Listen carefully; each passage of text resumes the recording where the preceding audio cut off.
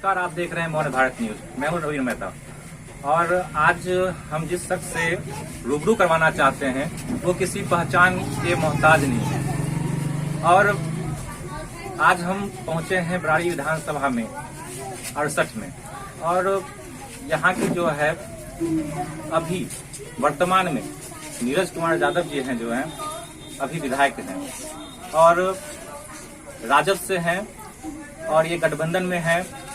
आइए हम उनसे मिलवाते हैं, उन चेहरे से मिलवाते हैं जो कि 5 साल से विकास पुरुष के नाम से जाने जाते हैं। तो नमस्कार आपका। जी आपका। हमारे न्यूज चैनल मौन भारत में आपका स्वागत है। और मैं आपसे पहला सवाल ये पूछना चाहता हूं कि क्या बराड़ी विधानसभा में विकास किस स्तर पे हुआ है? निम्न से उच्च स्तर पे हुआ है या मध्यम से उच्च स्तर पे हुआ है? आप अपने जो विकास जो किए हुए हैं उस तरीके से आप बताइए मुझे हमारे चैनल। सबसे पहले तो आपके चैनल को धन्यवाद है। हम चाहेंगे कि पूरे बराड़ी विधानसभा घूम कर आप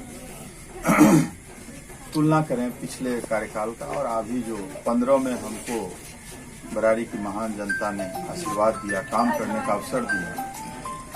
तो मेरा मानना था उस समय जो हमको बराड़ी सौंपा था लोगों ने, वो उजरा हुआ था, ठहरा हुआ था, उदास निराश मन से भरा हुआ था और हम पर लोग उम्मीद भरी नजरों से देख रहे थे। और जहां तक विकास की बात है तो हम पहले ही कहे उजरा हुआ बराड़ी। हम 36 पंचायत में हम क्या कहें, किसी एक गांव एक पंचायत का नाम क्या कहें। हर प्रत्येक चुनाव में लोग जाति धर्म के नाम पर नफरत फैलाकर वोट लेकर चले जाते थे और फिर बड़ी बड़ी बातें जुमलेबाजी लोग करके धीरे से निकल जाते। लेकिन हम गांव गरीब किसान मजदूर जो लोग थे वो टकटकी लगाकर थका हुआ महसूस करते थे, देखते रहते थे एमएलए की चमचमाती गाड़ी को गौर से सिर्फ निहारते थे। लेकिन जो गांव में हमारी बहन है, माँ है, किसान है, मजदूर है, छात्र है, नौजवान है। मेरा यह कहना है सर कि आपके विपक्ष जदयू जो कि महागठबंधन को छोड़कर वो बीजेपी में चले गए, जो कि वह जदयू जो बोला करती थी एक समय था कि मिट्टी में मिल जाएंगे लेकिन बीजेपी में नहीं मिलेंगे, लेकिन आज वो चले गए। और जब आपकी सरकार थी, जब साथ में आप थे, तो उस समय उन्होंने कहा कि हम नहीं मिलेंगे, लेकिन आज वो मिल गए और इस पार्टी को छोड़ दिए। उन्होंने क्यों छोड़ा ये तो सभी जानते हैं क्यों छोड़ा, और उन्हें पलटू चाचा के नाम से जानते हैं। तो उनको जो है पलटू चाचा के नाम से जानते हैं कि वो पलट गए, वो उस पार्टी में चले गए। चलिए छोड़िए उस बात को। आज विपक्ष के जो हैं जदयू के कुछ भावी विधायक हैं और भावी विधायक का जो है मंशा रखते हैं कि मैं विधायक बनूं, तो उन लोगों का जो है आप पे इल्जाम है कि आप क्षेत्र नहीं जाते हैं। कुछ क्षेत्र को आप उस दृष्टि से नहीं देखते हैं जो दृष्टि से हर एक को समान देखना चाहिए। तो उस विपक्ष को क्या बोलना चाहेंगे आप? हम तो अपने आप को विकास पुरुष नहीं कर रहे। मीडिया के साथी क्षेत्र के लोगों ने, हम गए नहीं तो विकास पुरुष लोग कैसे कर रहे हैं? बड़ा विचित्र विरोधाभास सवाल है। एक तरफ है कि हम आपसे आग्रह करेंगे, आप मीडिया के हमारे भाई हैं, पूरे कटिहार जिला में, अन्य जिलों में क्या है तो आप लोगों को पता होगा, आपके बहुत मित्र लोग होंगे। पूरे जिले में एक चर्चा है कि कटिहार के 7 विधानसभा में सबसे अधिक काम अगर कहीं हुआ है तो बराड़ी। हिंदू हो, मुस्लिम हो, सिख हो, ईसाई हो, सभी धर्मों के मानने वाले लोग बराड़ी विधानसभा में। आप ऐसा 36 पंचायत का कौन ऐसा पंचायत है, गांव है, टोला है, आप जरा बता दीजिए कि वहां विकास की किरणों को हम लोगों ने गरीबों के दरवाजे तक पहुंचाया है। और पहुंचाया तब जब तक हम गए नहीं। ये आरोप लोगों का मनगढ़ंत आरोप है। चुनाव के समय इस तरह से आरोप गढ़े जाते हैं। असल में छटपटाहट लोगों को ये है कि हर 5 साल पर ये लोग चुनाव जात धर्म के नाम पर निकल जाते थे। अब तो विकास हो रहा है, अब लोग उनसे सवाल पूछने का वक्त आ गया। तो वो अटपटांग बात बोलते हैं, हम उनको प्रणाम करते हैं। बरारी की महान जनता न्याय प्रिय है, विकास प्रिय है, प्रगति चाहती है, मान और सम्मान चाहती है। हमको जो जा रहे हैं लोगों के बीच जो आशीर्वाद और प्यार हमको 5 साल बाद मिल रहा है, हमको अब किसी से मुहर लगाने की जरूरत नहीं है। बरारी की महान जनता हमको लगातार मुहर मार रही है, जहाँ जाते हैं वहाँ लोगों का प्यार समर्थन। और सर, बरारी की एक मुद्दा है जो गंगा पुल का निर्माण के लिए, गंगा पुल, यहाँ गंगा जो है जीडी रोड के जो गंगा नदी है वहाँ से पीरपैंती का जो बांध, वो पुल जो बनना है वो नहीं बन पाया, तो उनपे क्या कहना चाहते हैं आप? उसका मुझे मलाल है। और पूरे 5 साल हमने सदन में एक भी कार्य, जब जब बजट सेशन हुआ, लघु सत्र हुआ, सभी में हमने मजबूती से काढ़ागोला घाट टू पीरपैंती पर गंगा पर सेतु का निर्माण का हमने मांग उठाया। और जब जब मुख्यमंत्री जी से मुलाकात हुई, लिखकर मिलकर हमने आग्रह किया था कि आप गंगा वो तो मनिहारी चला गया सर, तो उसको वहाँ पे काम को रोका नहीं गया। यहाँ के जनता ने भी बहुत सारे प्रयास किए, समाज सेवी ने भी समाज जो बहुत सारे जो है आंदोलन किए, उसमें वो कोई साथ नहीं दिया। और क्या कहते हैं कि जदयू का हो या राजद का हो, कोई भी आगे बढ़ के उनको नहीं रोका गया। अगर रोका जाता वहाँ पे निर्माण मनिहारी में, तो क्या यहाँ पे बन सकता था कि नहीं? जरूर बनता, लेकिन कोई भी राजद हो या जदयू हो, कोई भी जो आगे बढ़ के नहीं आया। तो इस पे अब जो है इलेक्शन का टाइम आ गया, तो अब जो है आप क्या कहना चाहेंगे कि आगे वो कार्य पूरा होगा या नहीं? निश्चित रूप से हम उसको लेकर सदन के अंदर, सदन के बाहर, इसको संघर्ष के रास्ते, लोकतंत्र में जो तरीका है उन सभी रास्तों को हम अपनाएंगे। और बरारी का ये वाजिब मांग, काढ़ागोला घाट पर गंगा पर सेतु का निर्माण, हम आपको आपके चैनल के माध्यम से वचन देते हैं कि आने वाले दिनों में इसको निश्चित रूप से हम लोग पूरा करने का काम करेंगे। और एक मुद्दा है बिहार में शराबबंदी को लेकर, जो कि नीतीश कुमार जी ने इसको पूरी तरह बंद कर दिया था, लेकिन आज हर चौक चौराहे और मोहल्ले में जगह जगह पर शराब खुलेआम बिक रहे हैं। तो इस पे आप क्या कहना चाहेंगे? आप ही कह रहे हैं कि गली मोहल्ले चौक चौराहे पर शराब बिक रहा है। हाँ, तो आप हैं, आपकी पार्टी जीतती है, तो क्या कहना चाहिए? ये नौटंकी है शराबबंदी कानून। जब जब सरकार को दिखावा करना रहता है, तब कुछ गरीबों को, पीने वाले जो जिसके स्वभाव में शामिल है, मान लीजिए आदिवासी भाई, वो बिना शराब के रह सकते हैं? बताइए ना, पिएंगे ही। आप उसको कहते हैं शराब मत पियो। बिना शराब का तो उनका पूजा पाठ, देवी देवता सब शराबे से शुरू होता है, उसको कहते हैं कि शराब नहीं पी, तो मानेगा क्या? आप उसी गरीब को उठा के जेल के अंदर डाल देते हैं, और बेचारा वो झोला लेके उसका परिजन उसका बेल कराने जाता है, और 20 साल 25 साल केस लड़े। लगता है जैसे उसने कोई अपराध, वो पूछता है, लोग पूछता है कचहरी में कि कौन केस में आए हैं कचहरी, तो बोलते हैं हम कोई गलती नहीं की है बाबू। चूंकि उसको मालूम है शराब पीना कोई अपराध नहीं है।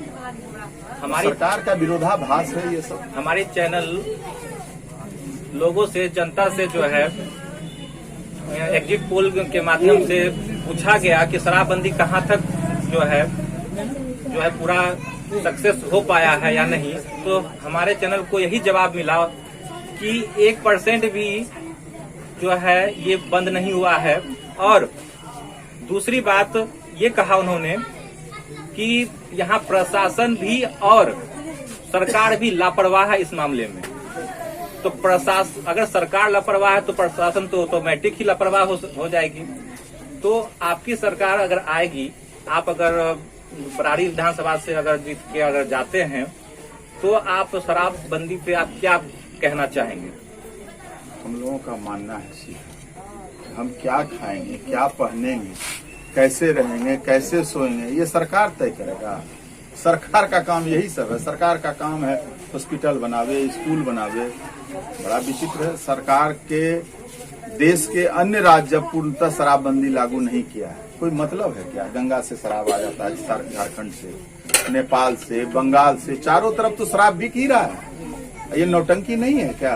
ये सरकार के राजस्व का हानि है और कुछ सफेद पोश लोगों के लिए रोजगार का उपाय किया है सरकार ने कि आप जाइए कमाइए खाइए। इसलिए हम लोग जो कानून बनाएंगे उसको धरातल पर लागू करेंगे या नहीं तो ओपन करेंगे। जागरूकता अभियान चलाएंगे कि लोगों को कहेंगे कि भाई शराब पीना स्वास्थ्य के लिए हानिकारक है। ये कहेंगे जिसको इच्छा होगा पिएगा, जिसको इच्छा होगा नहीं पिएगा। हम रोकने वाले कौन होते हैं इसको कि भाई आप शराब मत पीजिए, शराब का कानून है, आपको जेल में ठूसेंगे हम। तो यहाँ शराबबंदी कानून लगाकर लोगों से अवैध वसूली किया जा रहा है। बिल्कुल बिल्कुल। और गरीब हो या अमीर हो, अमीरों को तो यहाँ पे जिनके पास पैसे हैं वो तो कुछ पैसे देकर छुड़ जाते हैं, जो गरीब हैं वो बेचारे फंस जाते हैं। और जो पीता है और जो रखता है उनको कानूनन जुर्म लगता है और जुर्माना लगता है, जेल हो जाती है। तो इसलिए सरकार को जो है चाहे तो पूरी तरह से खोल दिया जाए इस बंदी को, चाहे तो चालू कर दिया जाए। थाने में शराब बिक रहा है, थानेदार शराब पी रहा है, इससे बड़ा मजाक इस कानून का और क्या हो सकता है? कौन नहीं जानता बिहार में कौन थाना प्रभारी चौकीदार शराब नहीं पी रहा है? कहाँ से आ रहा है शराब भाई? और शराब जब बंदी है तो शराब पकड़ा कैसे रहा है? कहाँ से आ जाता है शराब? वो एगो भोजपुरी में गीत आप लोग देखे होंगे किसी पोर्टल पर, नहीं एगो महिला कहती है नहीं है छोड़वो, नहीं है छोड़वो। भूत है क्या शराब? शराब दिखता कहीं नहीं लेकिन मिलता सब जगह है। जहाँ खोजिए वहाँ मिलेगा। यहाँ काबर चौक पर खोजिएगा शराब, बोलिए ना कितना चाहिए मिल जाएगा। कहीं है बंदी शराब? बोलिए ना। और एक हास्यास्पद कानून। आज हमारे बीच नीरज कुमार जी हैं और मैं उनसे और एक बात पूछना चाहता हूं कि आप जनता के लिए 5 सालों में ऐसा क्या काम, ऐसे कितने काम किए हैं? कम ऐसे तो मैं जानता हूं और सभी जानते हैं, जनता जानती है कि बहुत सारे काम किए हैं इन्होंने, इसीलिए इनको विकास पुरुष के नाम से जाना जाता है। तो मैं इनके माध्यम से, इनके वाणी से सुनना चाहता हूं कि कम से कम 5 से 10 ऐसे कार्य बताएं जो आपने 5 सालों के अंदर किया हो बरारी विधानसभा के अंदर। देखिए यहीं पे हम पहले ही कहे, उजरा हुआ बरारी, ठहरा हुआ बरारी हमको सौंपा गया। आज हमें खुशी है कि कुर्सेला से बिजली पूरे बरारी प्रखंड में आता था। समेली और कुर्सेला बरारी प्रखंड 22 पंचायत यहाँ, 8 पंचायत समेली। एकमात्र पावर स्टेशन था, वो भी जड़ गया। हमने कुर्सेला का क्षमता वर्धन किया, समेली में नया पावर स्टेशन का निर्माण किया और बरारी में लक्ष्मीपुर कर्मा पोखर पर एक पावर स्टेशन का निर्माण किया। दूसरा सेमापुर में पावर स्टेशन का निर्माण किया। दूसरा कुंडी धार में पुल का निर्माण करके लोगों को आज लगता है कि आजादी मिला है उस गाँव। चाहे डुम्बर में पेरा खाइए और बांध पर जो बरंडी है, गंगा है, कोसी कटिहार पहुंच जाइए। 11 पंचायत वासियों को हम लोगों ने 12 मासी सड़क का निर्माण किया। आज बिजली हर गांव में उपलब्ध करा दिया। किसी कारणों से, कभी मनिहारी से, कभी कहीं फॉल्ट के कारण अगर बिजली बाधित होता है तो 24 घंटा में बिजली तो लोगों को मिल रहा है। लोग तो एकदम अंधेरा का सहारा था लोगों के पास। बिजली की समस्या तो हमारे ख्याल से 95% तो समाप्त हो चुकी है। वो तो पानी बारिश के कारण कहीं भी वो फॉल्ट आता है। चलिए ठीक है, आप अगर आने वाले चुनाव में अगर आपको यहाँ से जनता जिताती है तो आप ऐसे कौन कौन से कार्य, बड़े कार्य हैं जो कि आप बरारी की जनता को आप सौगात में कहना चाहेंगे कि वो हम काम करेंगे?